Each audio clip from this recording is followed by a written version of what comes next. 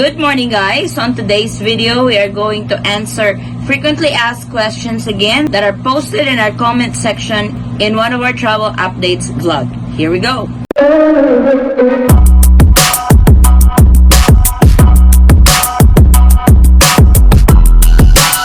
Hi, I'm Patricia. I'm the madam. Hi, I'm Ellie. I'm the ruler.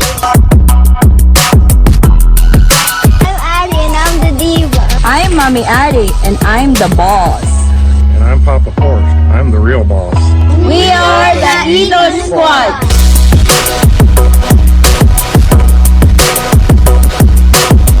So this is how we are going to address our questions that were posted in the comment section of our vlog. So if the question is in Filipino, I will answer it in Filipino. And if the question is in English, I will try to answer them in English. I have received comments that they couldn't understand what I was talking about on my videos because I was speaking in Tagalog. So if you guys have questions or concerns, you can drop the comment in one of the travel update videos that I have. You can ask it in English or you can ask it in Tagalog, whichever you prefer, so I can answer it respectively. Just for a recap, we do travel update videos. If you have concerns and questions or you need procedures and stuff on what you need to do to go home to the Philippines in time of the pandemic, we have videos for 9A visa process. We have videos for dual citizenship process. We also have actual videos on our arrival in Manila as well as our departure from LA to Manila. So we have all that in our vlog. We also have several videos for frequently asked questions. If you want to go through all of that, we have those in our vlog as well.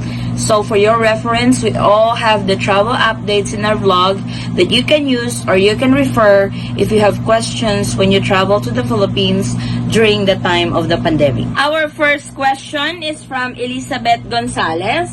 Hello po. Ask ko lang po, 5 kaming sisters.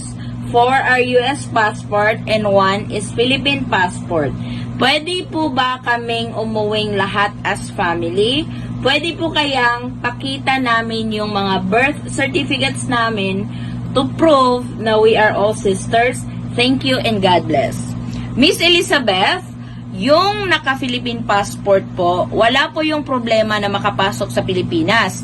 Kasi sa ngayon, yung pinapapasok lang talaga sa Philippines is yung mga Philippine passport holder. Kayong 4 na may US passport, and if you guys are former Filipinos, your only option is to apply for a dual citizenship. Yun lang po yun. Hindi po kayo makakapag-apply ng 9A visa kasi may ibang kategorya din po yung mga pwede lang mag-apply ng 9A visa. For former Filipinos, ang only option lang ninyo, kung gusto nyo talagang umuwi ng Pilipinas, mag-apply po kayo ng dual citizenship. Hindi po gagana na ipapakita nyo lang po yung birth certificate nyo na magkakapatid kayo. Hindi po yan tatanggapin ng Bureau of Immigration. Even on the plane before you board, hindi po yan tatanggapin ng airline kasi alam na po ng mga airline kung ano po yung mga requirements na hahanapin nila. So your best option is to apply for a dual citizenship. Ang next natin is from Barbara Abi or Abe. Good PM. Watching from Japan. Tanong ko lang sana, non-OFW ako and planning to visit my family this November. Meron akong PhilHealth. Makakatulong ba ito sa pagbabayad ko sa swab test sa airport ng Pinas? Thank you. Barbara, meron din akong PhilHealth nung umuwi kami mag-asawa. Pero hindi naman nagamit kasi hindi naman nila i-refund. So magbabayad ka pa rin unless siguro kung senior citizen ka, meron siyang discount. I am not so sure of that. You need to confirm that. And you might need to confirm also kung pwede mo bang gamitin yung PhilHealth mo kasi nagbabayad ka naman. Pero nung sa akin, wala talaga. Nilagay ko naman yung PhilHealth number, ganyan. Pero hindi pa rin kami nakakuha ng discount as is pa rin yung binayaran namin na 4,500. Our next one is from Dre 0419. Ma'am, paano po if naturalized certificate, native born citizen po kasi kami? Pwede pa rin po bang mag-apply ng dual citizenship? So Dre, when you say native born yung mama mo po ba is still Filipino nung pinanganak ka? If your mother is still a Filipino, yung gagawin mo, Dre, is ire-report mo lang yung report of birth mo sa Philippine Consulate. Magiging late registration ka. So, I assume si Mami is Filipino nung pinanganak ka. Need mo lang yung patunayan para ma-report niya yung birth mo kahit late registration. Kasi by birth, you are a dual citizen already. Kailangan mo lang yung i-report sa Philippine Consulate, then you can apply for your Philippine passport. Ganun lang po yun kasimple. Ito, kung si Mami is still Filipino ha, kasi kailangan niyang i-prove na si Mami is Filipino or may Filipino affiliation ka talaga para ma-avail mo yung report of birth application. Ang next po natin is from Team Bisher. Madam, pwede ba pumunta ang boyfriend ko sa Philippines ng October, Madam? At boyfriend ko para turista at hindi pwede siya makapunta sa Philippines ang tourist. Medyo magulo yung question niya, but I think tinatanong niya kung pwede bang makapunta yung boyfriend niya sa Pilipinas using tourist visa. Ang sagot po niyan is hindi po. Kasi ang mga boyfriend or fiancé, kailangan nila mag-avail ng tourist visa which is banned at the moment or suspended until further notice. May mga specific category or specific passenger type lang po ang pwedeng maka-avail ng 9A visa or temporary visitor's visa sa ngayon. Ang next natin is from Burge Family. Hi ma'am, I'm dual citizen. What kind of visa my husband need? Planning to travel the Philippines next year and staying for more than 1 year. So Birch family, what your husband need is a 9A visa. Since you are a dual citizen already, he can't just fly using his foreign passport.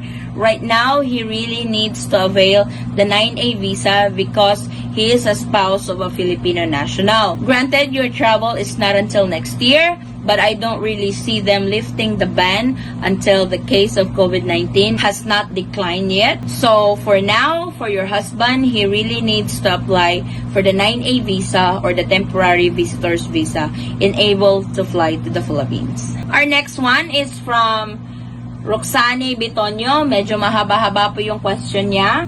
Sis, tanong sana ako. Kasi nung September 17, flight sana namin sa Pinas. Kaso di natuloy kasi ako lang pwede kasi Filipino passport ako. Pero kasama ko anak ko na US passport lang. Bawal daw siya, sinabi, kailangan daw visa or Filipino passport. Kaya umuwi kaming luhaan. Tapos tumawag ako sa Philippine General Consulate, sabi i-apply daw ang anak ko ng report of birth, saka apply travel document. Di daw kasi pwede visa kunin ko para sa anak ko kasi daw Filipino by birth daw ang anak ko. Please advise. Roxanne, tama po yung sinabi ng Philippine Consulate sa inyo kasi by birth yung anak nyo po is Pinoy talaga. Ang gagawin nyo po ay mag-a-apply kayo ng report of birth sa Philippine Consulate. Tapos, applyan nyo din siya ng Philippine Passport. Ang alam ko, pwede mong isabay yung dalawang application eh. Report of birth at saka yung Philippine Passport niya. Para po makauwi kayo ng Pilipinas. Kasi tama po yung sinabi nila na by birth talaga, Pinoy po yung anak nyo. Kailangan nyo lang siyang i-report para makakuha po kayo ng Philippine Passport. Ang sunod natin is from Ram TV. Paano naman po pagbalik sa US pagkatapos mong umuwi ng Pilipinas? Ram, meron akong video niyan doon sa mga sinong pwedeng maka-exit ng Pilipinas sa panahon ng pandemic. Dito mo na video yan makikita. Wala namang hinahanap na kung anong requirements kapag ikaw ay uuwi ng US as long as direct flight siya. Please coordinate sa state ninyo kung may require ba talaga na quarantine pagdating mo ng states. Pwera na lang kung yung transit flight mo, magta-transit ka sa mga Asian countries na nagre-require na ng negative swab test, gaya ng Taiwan, Abu Dhabi, Hong Kong, South Korea, Japan, ganyan. As long as direct flight ka, i-check mo lang kung yung state na uuwian mo is magre-require ng 14 days quarantine. We have another one from Jay Falsis. What about if emergency to go back to the Philippines? Jay, this one you need to coordinate with the Philippine Consulate General in your area. since you mentioned that it's for emergency, for sure they will have leeway on that, on what to do, on how to get you to the Philippines as soon as you can. If I were you, I will coordinate with the Philippine consulate in my area and raise your concern or raise your emergency that you really need to go home to the Philippines. Our next one is from Rereza. So I'm not OFW, American Passport. Can I still come? My worry is that I'm only gonna stay for 2 weeks and quarantine time might take longer than that. I hope not. And where can I find the list of hotels that I can go for quarantine? Thanks. Rere, you said that you are an American passport holder. My question to you is, do you have affiliation to a Filipino national? If yes, then you can avail for a 9A visa to go to the Philippines. But if you are not affiliated to any Filipino national, then the answer is no. Because the tourist visa for those who are not affiliated with a Filipino national is currently suspended until further notice. You said that you're only gonna be there for 2 weeks. I don't think 2 weeks will cut it, since the protocol, the swab test, the waiting of the results, and all that. If it's within Manila, that might be doable, but they still impose the 14-day home quarantine. But if you are going to the province, 14 days is not going to cut it, because most provinces right now really require a 14-day quarantine. Our next one is from Eva Isplana. What if a passenger has Philippine passport, was able to go to the Philippines, but will she be able to go back to the US? Need to know what to do. It really depends, Eva. If you are a green card holder, I don't think you will have a problem going back to the States, because permanent residents or permanent visa holders are allowed to exit the Philippines anytime, as long as you have the right document to show. But if you are a tourist visa, I am not so sure on that, because there are other cases that some passengers were allowed to exit the Philippines just using the tourist visa. You really need to coordinate with the Bureau of Immigration on that to make sure. I have a video, this video, that will tell you who are those passengers that are allowed to exit the Philippines during the time of the pandemic. Our next one is from Julie Aldaba. Hi, may idea po ba kayo if minor children will be allowed entry to the Philippines with only report of birth abroad from the consulate and US passport? Thanks. Miss Julie, meron po akong nabasa na gamit niya lang ang report of birth ng anak niya nung pumasok sila ng Pilipinas, hindi po yun pinayagan. So if I were you, kung malayo pa naman yung travel nyo at may report of birth na yung anak nyo, mas maigi po na applyan nyo na lang siya ng Philippine Passport, kasi andun na yung isang document na kakailanganin niya, which is the report of birth. So, kung matagal pa naman yung biyahe nyo, mag-submit na kayo ng application for your child's Philippine passport para po nag-uumpisa na po yung process. Just a disclaimer, guys, I am not an immigration lawyer. The answers that I provide to those comments posted in one of our travel videos are based on our actual experience and based on research, talking to the Bureau of Immigrations. If my followers or if my subscribers has concerns that I couldn't answer on my own, I refer it to the Bureau of Immigration. I call them or I message them if my answer is going to be correct to the concerned question posted in our vlog. Please take note that you can use all my travel videos as a guide or as a reference if you are planning to go to the Philippines in time of the pandemic. But please inquire or research or call the right agency or the right office for the documents or any other additional requirements that you will need when you go home to the Philippines, as these protocols and procedures are subject to change from time to time.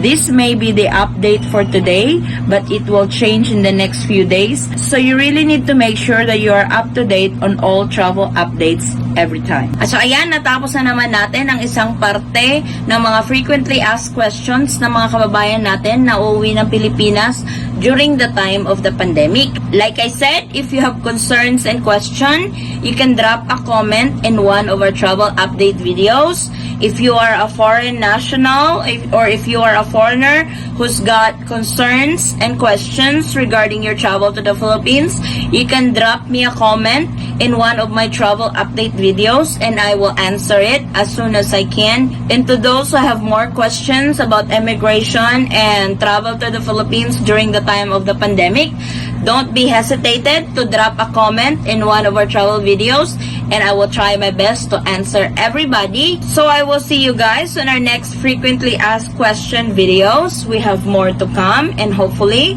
I was able to answer or I am able to answer all your inquiries regarding traveling to the Philippines during the time of the pandemic. Be safe everyone and thank you so much for the continuous support on this channel, the Eaton Squad. And if you are new to this channel, I welcome you all to the Eaton Squad family. And if you are not a subscriber yet, please consider subscribing and hit that notification bell so I can give you updates of the latest travel updates going to the Philippines during the time of the pandemic. I'll see you guys soon. Be safe. God bless. Mwah.